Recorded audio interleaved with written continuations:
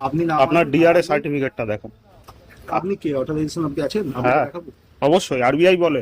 RBI কে তাহলে আপনি mail করে দিন দাদা যে আমাকে আমি দেখাচ্ছে না আপনার সাথে ডিআরএ কথা আপনার লাগে বলতে, না দাদা।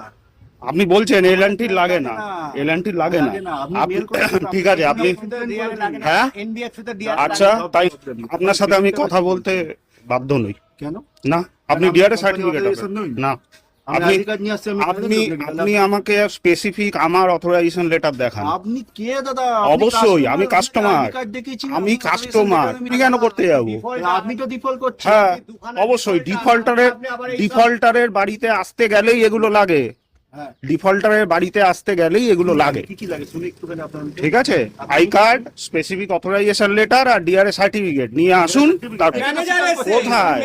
তো ম্যানেজার এসছে বলে শুনুন, ইন হাউস কিংবা বাইরের এজেন্সি যেই হোক, আপনি কি এই পোস্টটা একটা অ্যাডভোকেটের ল ফার্ম থেকে করেছে। এখানে বড়োয়ারের কাছে ব্যাংক থেকে লোক এসছে সেই লোন শোধ করার জন্য। সেই ব্যাংকের লোককে সে দেখাচ্ছে যে ডিআরএ সার্টিফিকেট আপনি নিয়ে আসুন, তারপর আমি আপনার সাথে কথা বলবো। এই জিনিসটা ওনার মাথায় বা এরকম ধরনের মানুষের মাথায় ঢোকায় এরকমই ছোটখাটো অ্যাডভোকেট গুলো, কারণ তাদের তো চাই ক্লায়েন্ট। ডিআরএ কথাটার ফুল ফর্ম হচ্ছে ডেট রিকভারি এজেন্ট। যারা ডেটকে রিকভার করে সেই এজেন্টদের এই সার্টিফিকেটটা দেওয়া হয়, তার নাম হচ্ছে ডিআরএ সার্টিফিকেট। এটা একটা 15 দিনের কোর্স থাকে, যেটা করে এই সার্টিফিকেটটা জাস্ট পাওয়া যায়। এটা বেশিরভাগ তারা করে যাদের রিকভারি এজেন্সি খুলবে, অর্থাৎ থার্ড পার্টি রিকভারি যারা করে তাদের। কারণ ব্যাংক যখন নিজে রিকভার ভালোভাবে করতে না পারে, তখন সেই কেসটা থার্ড পার্টি রিকভারি এজেন্সিকে দেয়।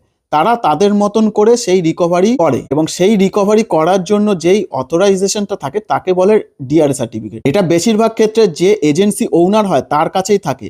তার নিচে যারা কাজ করে তাদের কাছে অনেক সময় নাও থাকতে পারে, সেটা কোনো কথা না।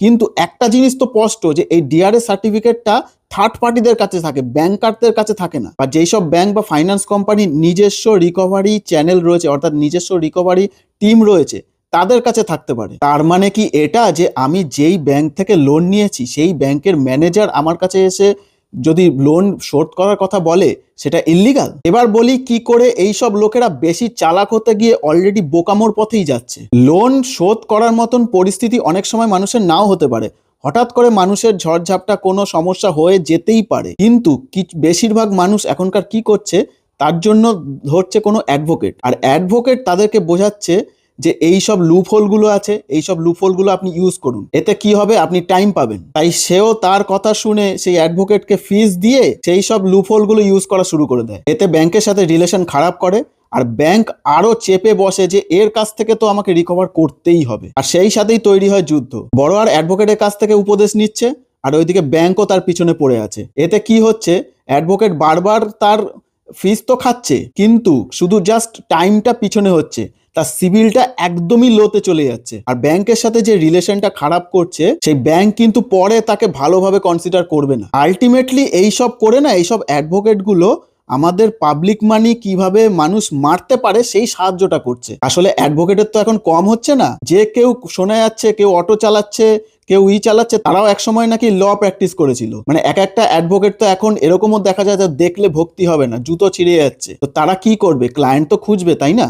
অ্যাডভোকেট চারিদিকে আমাদের ভরে যাচ্ছে, তাদের তো পেট চালানোর জন্য 2 পয়সা কামাতে হবে। তো তারা কি করবে? তারা এই সরকারকে সাহায্য করবে না, তারা এই সব ক্লায়েন্টগুলোকে খুঁজবে। সেটেলমেন্ট করিয়ে দেবো, আপনার প্রপার্টি নিতে পারবে না, ব্যাংক আপনার কিচ্ছু করতে পারবে না, এনি হাউ সব করে এরা টাকাটা কামাবে। কিন্তু কথা হচ্ছে এইসব বড়োয়াররা যে এইসব অ্যাডভোকেটের সাহায্য নেয়, আলটিমেটলি কি পুরোপুরি ব্যাংক কখনো মুকুব করে দেয়? ব্যাংক কি আদৌ টাকা ছেড়ে দেয়? একটা জিনিস তো পিওর সত্য কথা, সেটা কারোর দিয়ে যদি আমি টাকা নিই সেটা আমাকে শোধ করতেই হবে, আজ না হয় কাল করতেই হবে। হতে পারে আজকে আমি চালাকি করে পিছিয়ে দিচ্ছি, পরে গিয়ে আমি সেটেলমেন্ট করব, কিন্তু তাতে কি আমার সিভিল ঠিক থাকবে? আমার সিভিলের রাইট অফ হয়ে যাবে, এমনকি ব্যাংক শুট ফাইলও করে দেবে। একটা লোনে যদি শুট ফাইল হয়ে যায় না, অন্য কোনো ব্যাংক লোন দেবে না। তারপরে যদি সেটেলমেন্টও হয় না, তারপরে 10 বছর লোন পাওয়া যাবে না। তো আপনার বয়সটা থাকবে কোথায় আপনি লোন পাওয়ার জন্য?